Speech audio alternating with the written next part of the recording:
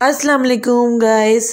रमज़ान मुबारक की रहमतें बरकतें समेटते हुए एक और नए व्लॉग का आगाज़ करते हैं और आपको दिखाते हैं कुछ अनोखा कुछ ख़ास। और आज हमारे व्लॉग में क्या क्या होने जा रहा है उस बारे से भी आपको ना आगाह करते हैं। आज ना हम लोग गए थे कुछ शॉपिंग के पॉइंट ऑफ व्यू से, तो वहाँ पर हमें दिखी है रसबेरी।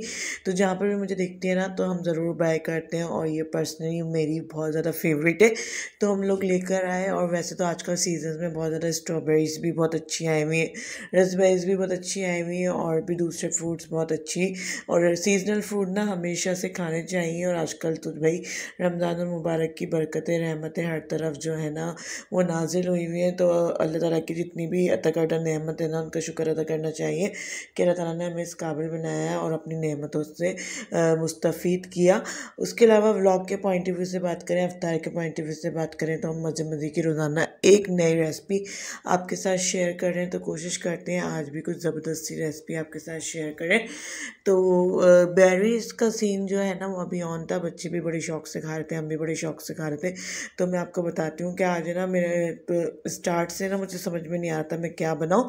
फिर फाइनली मैंने डिसाइड किया तो चलो जल्दी से ना झटपट से वॉन्गटन बनाते हैं। वॉन्गटन बनाने के लिए सबसे पहले ग्रीन प्याज थी 2 अदद, उसको मैंने रफली चॉप कर लिया। एक शिमला मिर्च थी जो कि आधी ना लाल हो गई थी और आधी ग्रीन थी। 4 से 5 हरी मिर्चें थी, 1 पाव के करीब हमारी चिकन होगी बोनलेस। लहसुन थे 3-4, नमक था, काली मिर्चें थी चॉप चॉप। काली मिर्चों को ना मैंने मोटा मोटा दरदरा सा कूट लिया था, तो समझे 1 टेबल के करीबी होंगी। और सोया सॉस, बस यही चीज़ें जाएंगी। और अगर आपके पास चिकन पाउडर हो ना या चाइनीज़ सॉल्ट हो तो आप वो भी ऐड कर दीजिएगा। इन सब चीज़ों को चॉपर में डालेंगे और आराम से ना उसको चॉप करेंगे। तो चॉप करने के बाद तमाम तर जो हमारी चिकन का बैटर था ना वो इस तरीके से बनकर निकल कर आ जाएगा। फिर आपने लेनी है समोसा शीट, रोल शीट, अगर नहीं है आपके पास तो घर में बना लीजिए।